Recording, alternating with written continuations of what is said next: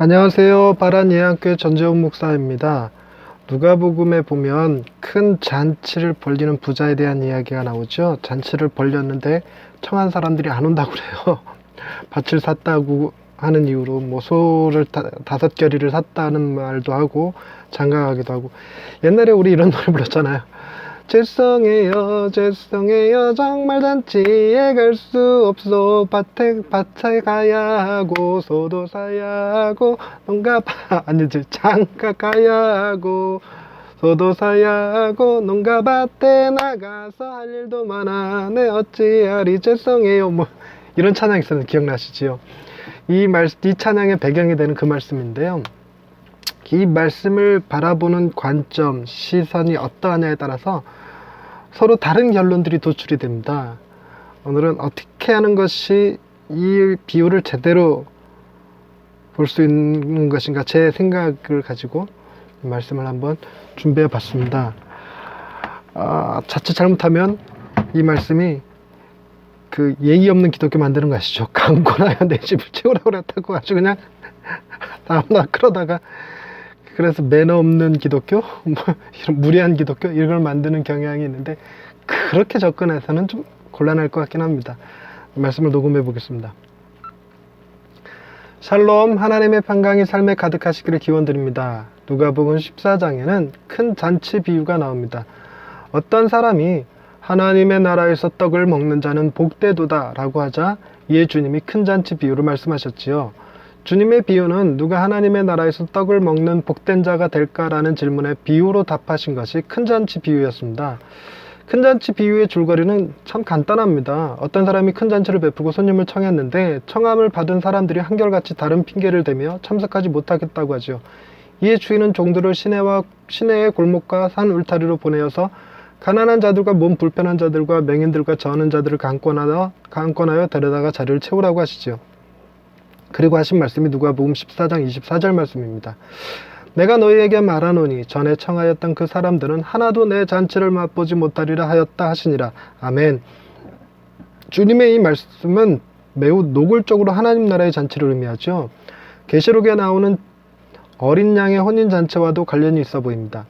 잔치는 그냥 상징적인 개념일 뿐이고 속뜻은 누가 하나님의 나라에 들어갈 것이냐는 말이지요. 달리 말하면 누가 구원을 받을 것인가 라는 것입니다. 누가 구원을 받을 것인가 하는 문제는 예수 그리스도를 믿는 자들이 구원을 받을 것이라는 말로 대답할 수 있습니다. 그러기에 초점을 좀 바꿔서 누가 그리스도를 믿을 것인가 라고 물을 수 있습니다. 구원의 문제를 다루는 데 있어 중요한 점은 결과를 가지고 도출하는 것과 과정을 가지고 도출하는 것의 차이를 이해하는 것입니다. 달리 말하면 왜 내가 구원을 받은 것이지? 라는 것과 어떻게 해야 구원을 받을 수 있지? 하는 것은 서로 다릅니다. 천국에 앉아서 내가 어떻게 천국에 온 게 된 것인지를 묵상하는 것과 이 땅에 살면서 어떻게 하면 내가 천국에 갈 수 있을지를 고민하는 것의 차이로 보시면 될 것입니다. 이미 예수를 주로 고백하는 사람들에게 어떻게 믿음을 갖게 되었는지를 설명하는 것과 아직 예수를 믿지 않는 사람들에게 믿음을 갖는 방법에 대해 설명하는 것은 다른 문제입니다. 예수님의 큰 잔치 비유를 이해할 때 잔치에 앉아 떡을 먹는 사람들에게 설명하는 이야기를 볼 것인가, 아니면 어떻게 하면 그 잔치에 참여할 수 있는지를 설명하는 이야기로 볼 것인가에 따라 결론은 달라집니다. 주님의 비유는 하나님의 나라에서 떡을 먹는 자가 누구인가에 대한 설명이므로 잔치에 참여하기 위한 방법론으로 접근하면 말씀을 오해할 소지가 매우 큽니다. 다시 말해서 이 말씀을 가지고 하나님 나라에 들어가기 위해서는 어찌 해야 한다는 식의 결론은 잘못된 것입니다. 또한 우리를 종으로 보고 우리가 가서 사람들을 강권해서 구원을 받게 해야 한다는 식의 결론을 내려서도 안 되겠죠.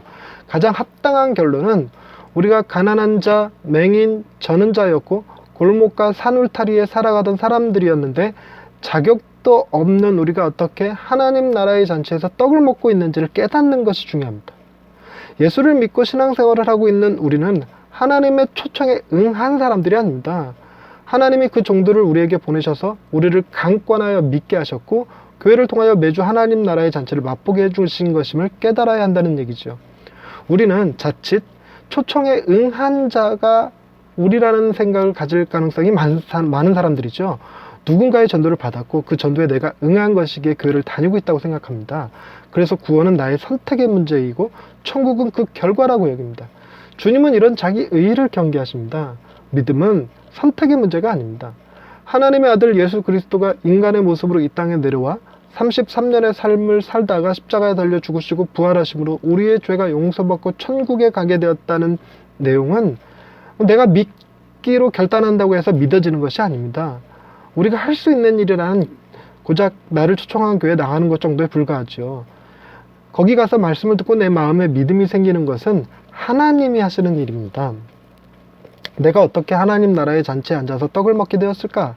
그것은 하나님의 초청에 내가 응한 것이 아니고 그리스도의 사랑이 우리를 끌고 왔기 때문입니다. 할렐루야.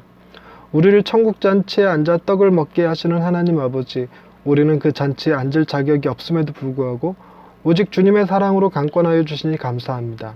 간혹 우리는 청함을 받은 자인 줄 알고 바쁜 와중에 시간을 내고 힘들지만 헌금도 하면서 교회를 다니고 있는 것처럼 교만했었음을 용서해 주옵소서. 우리의 구원은 우리의 수고와 결단으로 이루어진 것이 아님을 알고 우리를 구원하신 주님의 사랑을 기억하여 그 사랑에 감격하며 감사함으로 살아가게 도와주옵소서. 가장 좋은 음식으로 우리를 배불리시는 하나님을 찬양하오며 예수님의 이름으로 기도드립니다. 아멘. 강권하여 내 집을 채우라. 이거는 교회들 가끔 보면 표로 삼고 있는 말씀이기도 하죠. 특히나 성전 건축을 완료한 교회들은 빈자리를 채우라 라는 어떤 하나님의 명령처럼 이해를 합니다. 그래서 설득이 아니라 강권해서 데려와야 된다? 뭐 이런.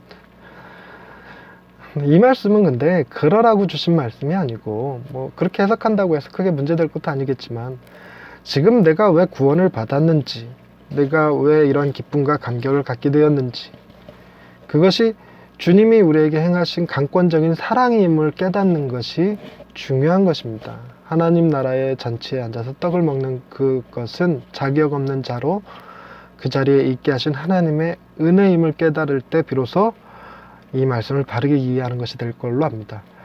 오늘 하루도 하나님은 우리를 그 사랑으로 강권하여 이끌고 계심을 믿으시기 바랍니다. 하나님의 사랑은 우리를 떠난 적이 없고 하나님의 사랑은 변치 않으시고 하나님의 사랑은 늘어나는 한결같으시니까요. 그 사랑을 믿고 오늘도 감사함으로 살아갈 수 있는 날들이 되시길 바랍니다. 감사합니다.